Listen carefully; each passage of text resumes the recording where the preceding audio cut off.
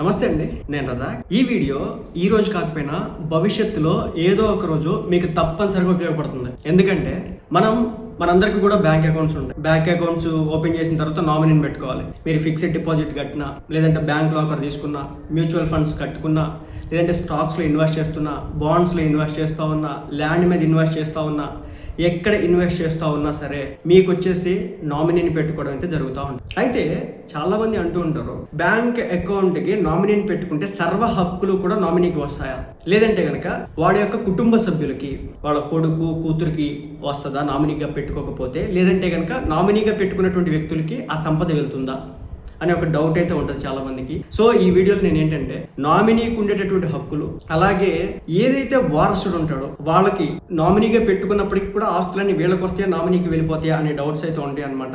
So దీంట్లో నేను మూడు విషయాలు చెప్తాను. ఒకటి నామినీకి సంబంధించి, రెండోది వచ్చేసి అంటే వీలునామాకి సంబంధించి, మూడోది వచ్చేసి వారసులకు సంబంధించి చెప్పే ప్రయత్నం అయితే చేస్తాను అనమాట. అయితే ఇంతకుముందు చెప్పా కదా, బ్యాంక్ అకౌంట్ ఓపెన్ చేసినా, ఫిక్స్డ్ డిపాజిట్లు కట్టినా, మ్యూచువల్ ఫండ్స్ కట్టినా, ఇన్సూరెన్స్ తీసుకున్నా, ఏది తీసుకున్నా సరే నామినీ పేరు అయితే మనం పెట్టాల్సిందే. ఈ నామినీ ఎవరంటే, సో ఒక వ్యక్తి చనిపోయిన తర్వాత ఆ అకౌంట్ని సదరు వ్యక్తి నామినీగా పెట్టుకున్నటువంటి వ్యక్తి వెళ్ళి దాంట్లో డబ్బులు కావచ్చు, బంగారం కావచ్చు, వాటన్నింటినీ కూడా తీసుకునేటటువంటి ఒక మెసెంజర్ లాంటి వాడు. కాబట్టి మీరు గుర్తుపెట్టుకోవాల్సిన విషయం ఏంటంటే అతను ఒక మెసెంజర్ మాత్రమే. మరణించిన తర్వాత డబ్బులు కావచ్చు, ఆస్తి కావచ్చు, ఈ మొత్తం నామినీకే చెందుతుందని చెప్పేసి చాలా మంది అనుకుంటారు. కానీ ఆ డబ్బులు నామినీ ఇంట్లోకి వెళ్ళడానికి వీలు లేదు. ఆ విషయాన్ని మనం గమనించాలి. చట్ట ప్రకారం నామినీ వేరు, చట్టపరమైనటువంటి వారసుడు వేరు. ముఖ్యంగా ఏంటంటే వారసులు ఎవరైతే ఉంటారో, కొంతమంది ఏంటంటే 18 years అబౌవ్ బిలో మైనర్స్ ఉన్నప్పుడు వాళ్ళని నామినీలుగా పెట్టుకోలేరు. దానికోసం అని చెప్పేసి దగ్గరగా ఉన్నటువంటి వ్యక్తులు, నమ్మకస్తుల్ని పెట్టుకోవడం అయితే జరిగింది. బట్ హక్కులు చాలా వరకు వారసులకు మాత్రమే అయితే ఉంటాయి. అసలు నామినీ అంటే ఎవరు? నామినీ అంటే మరణించిన తర్వాత బ్యాంకులు, బీమా సంస్థలు లేదా ఇతర ఆర్థిక సంస్థల నుంచి మీ ఆస్తుల్ని లేదా డబ్బుల్ని సులభంగా ఎలాంటి న్యాయపరమైనటువంటి చిక్కులు, అడ్డంకులు లేకుండా తీసుకొచ్చేటటువంటి ఒక వ్యక్తి మాత్రమే. ఒకవేళ నామినీని పెట్టుకోకపోతే కనుక లీగల్ ఫైట్ చేయాల్సి ఉంటుంది సదరు కుటుంబ సభ్యులు. సో ఒక్క మాటలో చెప్పాలంటే నామినీ కేవలం ఒక పోస్ట్ మెన్ మాత్రమే. పోస్ట్ మెన్ ఏం చేస్తాడు? ఒకళ్ళు పంపించినటువంటి పోస్ట్ని మన ఇంటి దగ్గరికి చేరవేస్తాడు, అంతే. నామినీ పని కూడా అంతే. ఒక సంరక్షకుడు అంటే ఒక కేర్ టేకర్ మాత్రమే. వారు మీ డబ్బును మీ కుటుంబం తరపున తీసుకుంటారే కానీ డబ్బుపై ఎలాంటి సొంత యాజమాన్యం అయితే వాళ్ళకు. రజనీకాంత్ గారితో ఒక సినిమా కూడా ఉంటుంది. సో ఆ సినిమాలో మనం గమనించినట్లయితే వాళ్ళ తండ్రి ఆస్తుల కోసం అని చెప్పేసి ఒక 4-6 ట్రస్టీలుగా పెడితే, నామినీలుగా పెడితే వాళ్ళు తినేయాలని చూస్తారు. బట్ వీలునామాలో కొన్ని పెడతాడు వాళ్ళ ఫాదర్. రజనీకాంత్ వాటిని అచీవ్ చేసి నెల రోజుల్లో ఇన్ని లక్షల రూపాయలు వాడాలని చెప్పేస్తే చేస్తాడనమాట. సో మొత్తానికి వారసుడికి ఆ డబ్బు అయితే వస్తుంది.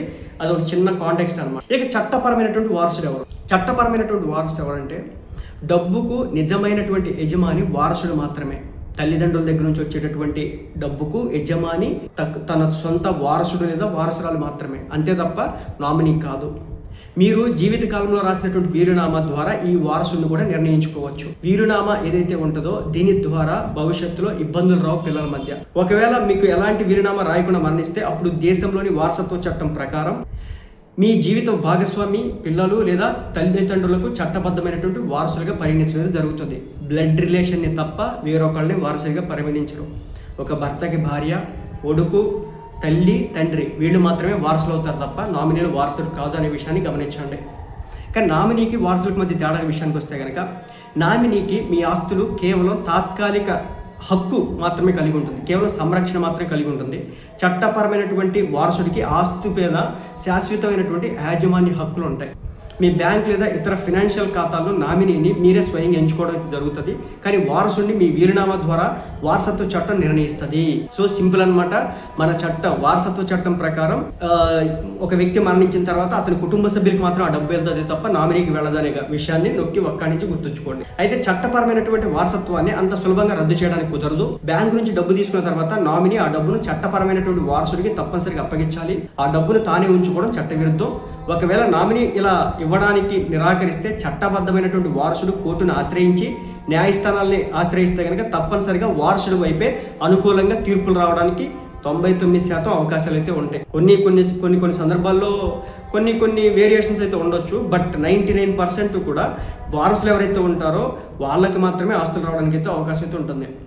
అయితే బ్యాంక్ ఫిక్స్డ్ డిపాజిట్లు కావచ్చు, ప్రొవిడెంట్ ఫండ్ కావచ్చు, షేర్లు కావచ్చు, మ్యూచువల్ ఫండ్స్ కావచ్చు, నేషనల్ సేవింగ్ సర్టిఫికేట్లు కావచ్చు, స్థిరాస్తులు అంటే ప్రాపర్టీస్ విషయంలో కావచ్చు, నామినీ కేవలం డబ్బు తీసుకునేందుకు మాత్రమే పరిమితం అవుతారు తప్ప అసలైన యాజమాన్య హక్కులు మాత్రం వీలునామా ద్వారా చట్టపరమైనటువంటి వారసులకు మాత్రమే చెందబడతాయి. అయితే జీవిత బీమా విషయంలో మాత్రం కొన్ని మినహాయింపులు అయితే ఉంటాయట, ఆ విషయాన్ని గమనించండి.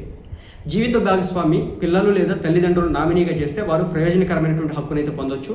కానీ దీనిపై దేశంలోని కోర్టుల్లో ఇంకా చర్చలు అయితే సాగుతున్నాయి. ఇక మైనర్ల విషయానికి వస్తే ఒక నమ్మకమైనటువంటి పెద్దవారిని నామినీగా లేదా సంరక్షణగా నియమించాలి. పిల్లలకు 18 ఏళ్ళు వచ్చే వరకు ఆ ఆస్తులను వాళ్ళే నిర్వహించడం అయితే జరిగింది. గార్డియన్స్గా ఉంటారు వాళ్ళు. మైనర్స్ని నామినీలుగా పెట్టడం అయితే కుదరదు. అయితే ఎప్పుడైనా గుర్తుపెట్టుకోండి ఒక 5 ముఖ్యమైన విషయాలు.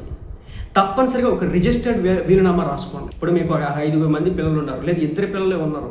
మీరు చనిపోయిన తర్వాత మనిషి అనేది ఎప్పుడైనా చనిపోతాడు. జంతువు అయినా, మనిషి అయినా, చెట్టు అయినా, పుట్టైనా, ఈ భూమి మీద పుట్టిన ప్రతి ప్రాణి ఏ రోజైనా చచ్చిపోవాల్సిందే. సో చనిపోతారు కాబట్టి చనిపోయిన తర్వాత ఆస్తుల కోసం కొట్లాట్ల పడి యుద్ధాలు చేసుకుని రోడ్డును పడే కంటే కూడా తల్లిదండ్రులు కూర్చొని ఒక వీలునామా రాసుకుంటే కనుక నా కూతురికి ఇంత ఆస్తి రావాలి, నా కొడుకు ఇంత ఆస్తి వెళ్ళాలి, నా కూతురికి ఈ స్థలాలు వెళ్ళాలి, ఈ బంగారం వెళ్ళాలి, నా కొడుకు ఈ స్థలాలు రావాలి, ఈ బంగారం రావాలి, ఇలా మీరు రాసుకుని ఉంటే కనుక రేపొద్దున వాళ్ళు ఫైటింగ్ చేసుకోవడానికి కుదరదు అనమాట. చట్ట ప్రకారం కూడా ఆస్తుల విషయంలో వివాదాలు రాకుండా ఉండాలంటే వీలునామాలో మీ బ్యాంకు ఖాతా బీమాలను వాళ్ళ నామినీగా కూడా మీరు చెప్పవచ్చు, వీలులో చెప్పుకోవచ్చు.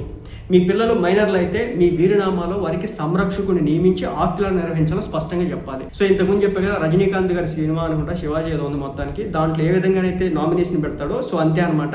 కానీ వీలునామాలో మాత్రం నామినీ ఇతను ఉంటాడు, కానీ ఆస్తులు మాత్రం నా పిల్లలకి వీళ్ళకి వెళ్ళాలంటే కనుక వాళ్ళకే వెళతాయి. రెండోది చట్టపరంగా కూడా పెద్ద ఫైట్ చేయాల్సిన పని ఉండదు ఆ విధంగా రాసుకుంటే. వివాహం, పిల్లలు పుట్టడం, విడాకులు లేదా కుటుంబంలో ఎవరికైనా మరణం సంభవించినప్పుడు మీ వీలునామా నామినీ వివరాలను ఒకసారి సమీక్షించి అవసరమైనటువంటి మార్పులు కూడా చేసుకుంటే మంచిది. ఇంకొకటి, నామినీని ఎప్పుడైనా మార్చుకోవచ్చు. అలాగే వీలునామాలో ఎవరైతే ఉంటారో వాళ్ళని కూడా మార్చుకోవడానికి అవకాశం అయితే ఉంటుంది. మీ ఆస్తులు చాలా ఎక్కువగా ఉండి పంపకం సంక్లిష్టంగా ఉంటే భవిష్యత్తులో న్యాయపరమైనటువంటి వివాదాలు నివారించడానికి ఓ ప్రైవేట్ ట్రస్ట్ని కూడా ఏర్పాటు చేసుకోవచ్చు అనమాట. సో బాగా డబ్బున్న వాళ్ళు, రిచ్ పీపుల్ ఏం చేస్తారంటే ప్రైవేట్ ట్రస్ట్ని ఏర్పాటు చేస్తారు. సో ఈ ప్రైవేట్ ట్రస్టుల ద్వారా ఏమవుతుందంటే ట్యాక్స్ ఎగ్జామ్షన్స్ అవి ఇవి చాలా ఉంటాయి అనమాట వాళ్ళకి. కాబట్టి గుర్తుపెట్టుకోండి, నామినీకి సర్వ హక్కులు ఏమి ఉండవు. కేవలం సర్వ హక్కులన్నీ భూమి దగ్గర నుంచి మొదలు పెడితే ఆస్తుల వరకు, డబ్బు, బంగారం, అన్ని విషయాల్లో కూడా, మ్యూచువల్ ఫండ్స్, బాండ్స్, అన్ని విషయాల్లో కూడా కేవలం వారసులకి మాత్రమే ఉంటుంది. మీరు వారసుడైతే మీరు కోర్టుకి వెళ్ళి ఫైట్ చేస్తే అది మీకే వస్తుంది, నామినీకి పోదు. ఆ విషయాన్ని అయితే గమనించండి.